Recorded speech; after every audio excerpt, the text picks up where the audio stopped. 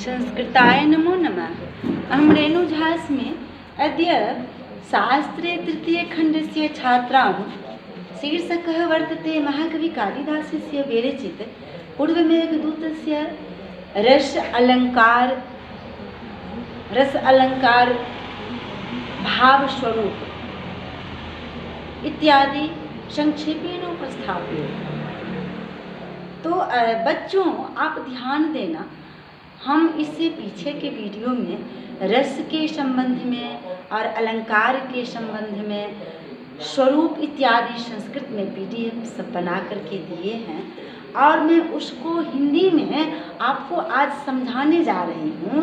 Topic है आज का, अर्थात शीर्षक है कि रस और भाव के सम्राट महाकवि कालिदास के मेघदूत की कविता कामनी स्वल्प विरल पर अनमोल अलंकारों से सुसज्जित है। इस पे मैं आज आपको बताऊंगी कौन सा वो अलंकार सब है। तो शब्द और अर्थ काव्य के शरीर है। काव्य का शरीर क्या है? शब्द और अर्थ। अतएव इन दोनों के अलंकारों भी पृथक पृथक हैं। जैसे पुनरुक्त पदाभास, अनुप्रास, यमक, भाषाशम, वक्रोक्ति, श्लेष और चित्र, वे कुल 7 शब्दालंकार हैं। कितने हैं? 7 शब्दालंकार हैं। अब शेष सभी का आकलन अर्थालंकार के अंतर्गत है। किसके? शेष सबको अर्थालंकार के अंतर्गत है। जैसे ध्यान देना बच्चों, सरस भाव काव्य मेघदूत में अधोलिखित अलंकारों की सुरुचि संपन्न सम्यक परियोजना पाई जाती है। जैसे मैं उस अलंकार का यहाँ नाम बोल करके मैं बताना चाहती हूँ कि वो कौन कौन सा अलंकार है। तो शब्दालंकारों में एक पुनरुक्त पदाभास, दूसरा छेकानुप्रास, तीसरा मृत्युनुप्रास, चौथा लाटानुप्रास और 5वां क्या है? यमक। अब देखिए अर्था अलंकारों में कितने हैं, अर्थात उससे बहुत ज्यादा। पहला उपमा, दूसरा पूर्णोपमा, तीसरा स्रवतोपमा, चौथा आर्थोपमा, 5वां लुप्तोपमा, छठा एक देश विवर्तनी उपमा, 7वां स्मरण, 8वां रूपक, 9वां परिणाम, 10वां शुद्ध संदेह,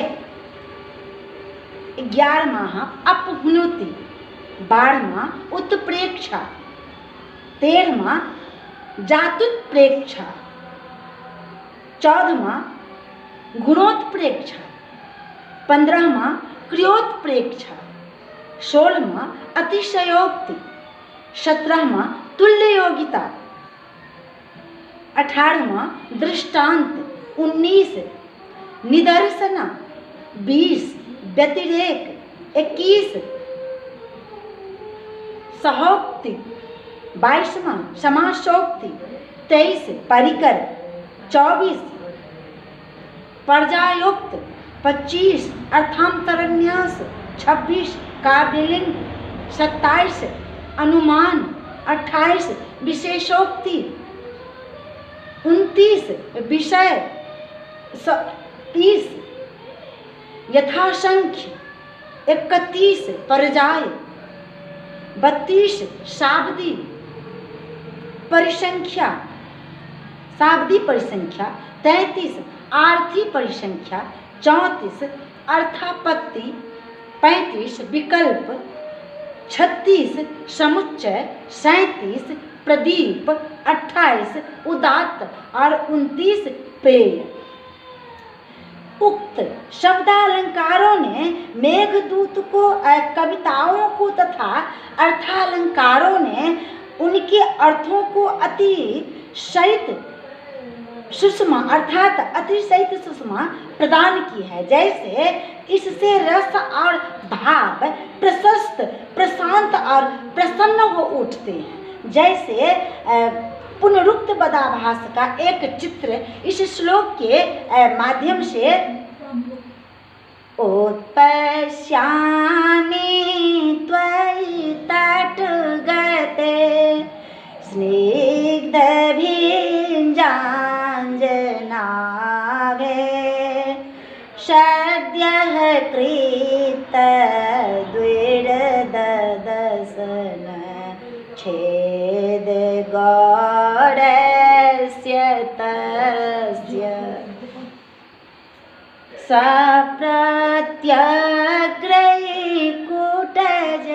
सप्रत्यग्रैकुटजकुसुमैः कल्पितार्घाय तस्मै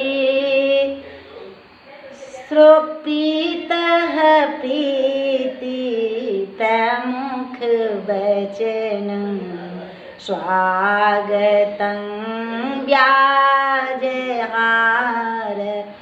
द्वितीय पंक्ति में कह रहे हैं कि प्रीत प्रीति, इस वाक्यांश में व्यंजन संघ के स्वरूप और क्रमतः सुकृत साम्य रहने के कारण छेकानुप्रास अलंकार है, छेकानुप्रास अलंकार है। और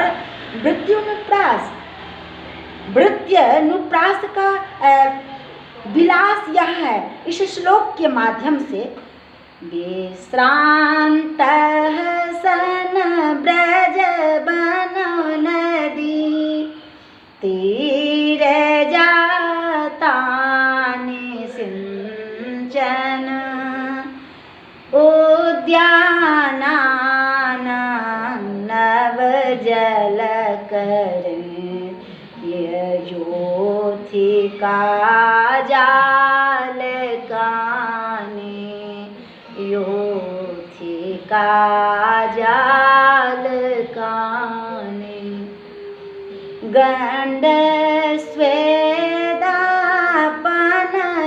गण्डस्वेदापनयनरुजा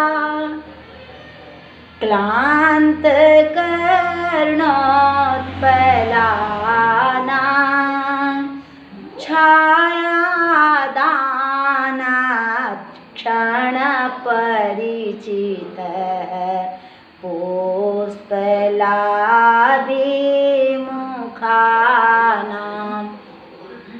यत प्रस्तुत कविता को दंत नकार का असकृत अर्थात असकृत साम्य वृत्त्यनुप्रास अलंकार से स्पष्ट सजा रहा है। कौन अलंकार से? वृत्त्यनुप्रास से। अब देखिए लाटानुप्रास का यह उदाहरण द्रष्टव्य है कि संक्षिप्येत क्षण इव कथं दीर्घयामात्रियाम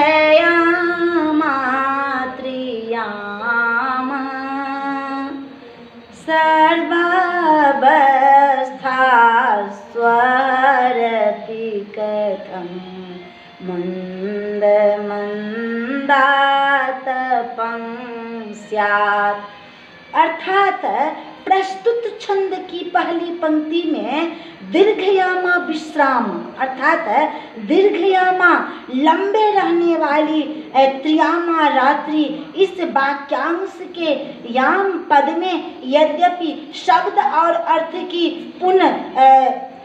पुनरुक्ति है तथापि दोनों में संबंध तथा तात्पर्य का भेद है। अतएव यहाँ लाटानुप्रास है। जैसे यमक का चमत्कार भी देखे इस श्लोक के माध्यम से पृच्छन्ति वा मधुर वचनां सारिकां पंजरस्थां कश्चिद् भर्तो स्मरसि रसिके त्वं हि तस्य प्रियेति। अर्थात स्मरसि रसि के वाक्यांश में रसि अर्थात रसि रसि दो बार भिन्नार्थक समान पदों का प्रयोग यमक की सुस्पष्ट समुद्भाषित कर रहा है। क्या? ये तो हुए शब्दालंकार जो मेघदूत के छंदों के शब्द शक्ति शोभा का अर्थात शोभा को सरस और भव्य कर रहे हैं, शोभा और सरस भव्य कर रहे हैं। अब आगे कतिपय अर्थ अलंकारों की अनन्यता का यहाँ अवलोकन करा रहे हैं। जैसे यहाँ महाकवि कालिदास का इस पंक्ति के माध्यम से देखिए कह रहे हैं कि सर्वप्रथम महाकवि के प्रिय उपमा अलंकार है। ये तो पूरा विश्व जानते हैं कि हमारे महाकवि कालिदास का सबसे प्रिय अलंकार कौन है? तो उपमा। तो ये कह रहे हैं कि उपमा अलंकार का एक चित्र यहाँ भी उपस्थित कर रहे हैं कि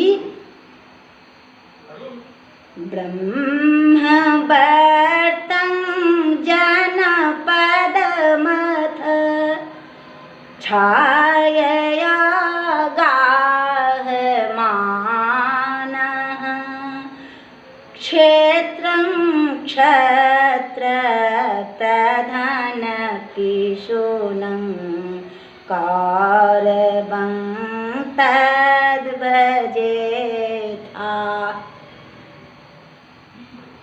राजन्यानां शीतसरसतैर्यत्र गाण्डीव धन्वा धारापाते स्वमेव कमला न्यभ्यवर्षन्मुखानि। अर्थात यक्ष मेघ से कहता है कि कुरुक्षेत्र में अर्जुन ने क्षत्रियों के मुख पर तीले बाण अर्थात